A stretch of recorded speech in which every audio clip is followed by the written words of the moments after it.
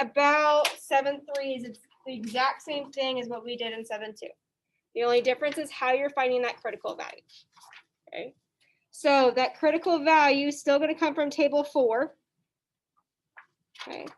Difference is instead of using that infinity row, we're going to be using degrees of freedom, which how do you find degrees of freedom? n-1, and use that row instead of the infinity row. Okay, that's the only difference. So we look at this first example. Used car dealer says that the mean price of a 2-year-old sedan in good condition is at least $20,500. You suspect this claim is incorrect and find that a random sample of 14 similar vehicles has a mean price of $19,850 and a standard deviation of 1,084. Is there enough evidence to reject the dealer's claim at alpha equals 0.05? Okay, so we have our claim, and it says is at least 20,500. Oops. So what would that statement be? That'd be your null hypothesis or your alternative hypothesis? It's equal, so it's going to be your null, greater than or equal to 20,500. So what does that mean your alternative hypothesis is? Less than 20,500. Since it's less than, is that left-tailed, right-tailed, or two-tailed? Left-tailed.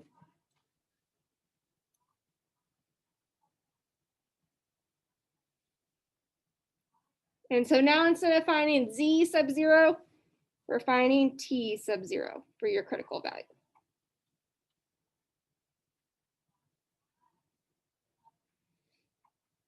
Okay, so what is our n? What is our sample size? 14. And if n equals 14, what is your degrees of freedom? 13. So let's go ahead and find that critical value. So alpha equals 0.05. And we're looking at degrees of freedom 13. So we're looking at one tail, 0.05, 13. So our critical value would be 1.771, but since it's left-tailed, is it right? Is it negative or positive? Negative. Negative.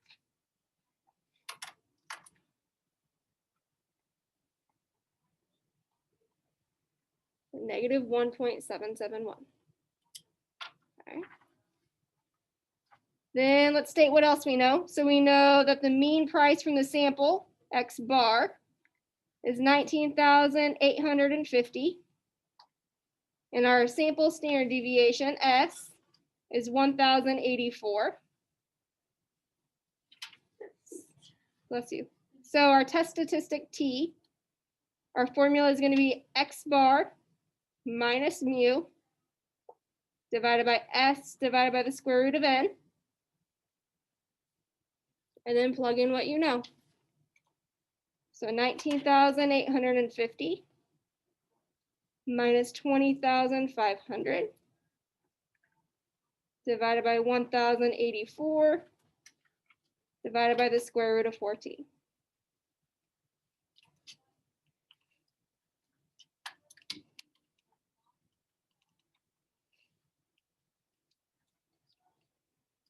And then we're always going to round to 2 decimal places since we're looking at z-scores or critical values.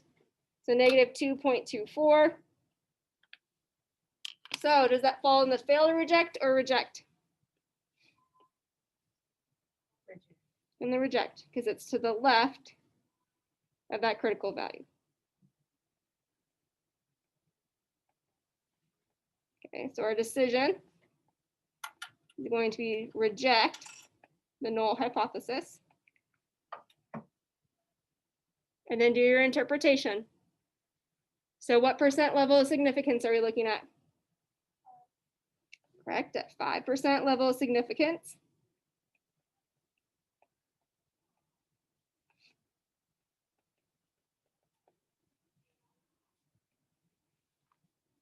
Since we rejected the null hypothesis, are we going to put there is or is not? There is. So anytime we're rejecting, we're going to say there is enough evidence.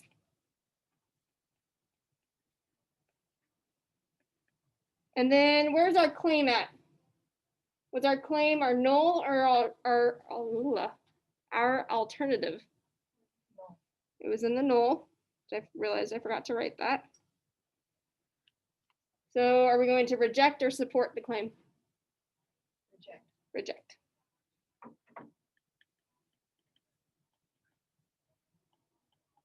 Reject the claim that the mean price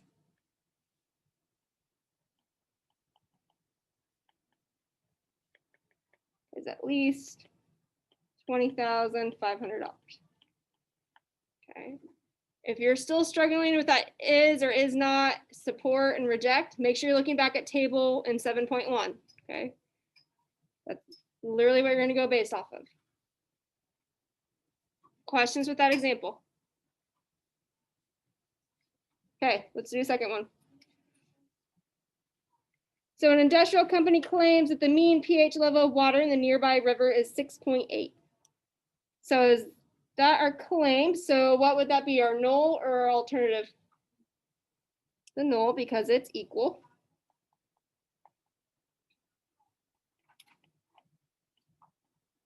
So what would the alternative hypothesis be? Not equal. So right-tailed, left-tailed, or two-tailed? Two-tailed. Whoa.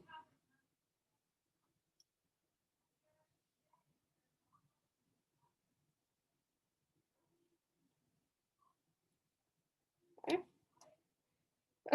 So you randomly select 39 water samples and measure the pH of each. So our sample size N is 39, which means our degrees of freedom is what? 38. The sample mean and the standard deviation are 6.7. So X bar, 6.7. And our sample standard deviation, 0.35. And then our alpha is 0.05. Okay. All right, so when we're finding our critical values here, we're using two-tailed, and then we're going to use alpha 0.05, degrees of freedom 38. I gave you a larger table. I actually don't think I have in my PDF. It goes past 29. So your critical value should be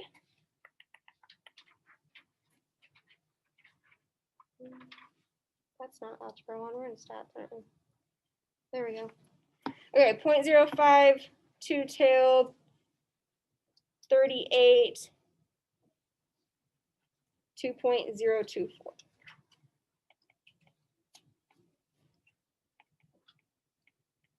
Okay, so if you don't have that extended table still, let me know so I can reprint you another one.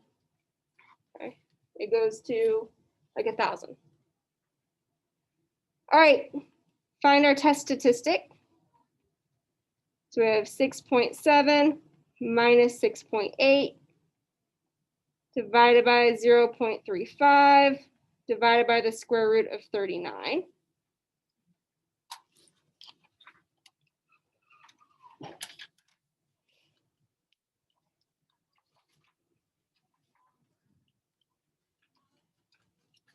And we get approximately negative 1.78. So where does that fall? In the fail to reject. In that unshaded region.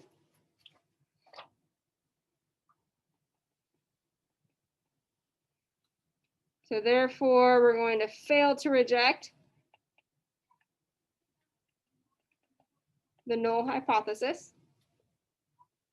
So our interpretation at 5% level of significance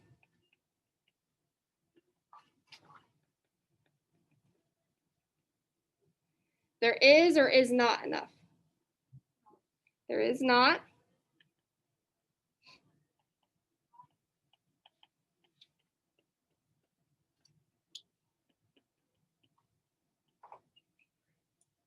And then based off our claim, are we going to reject or support?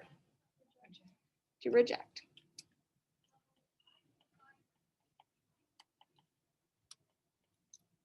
The claim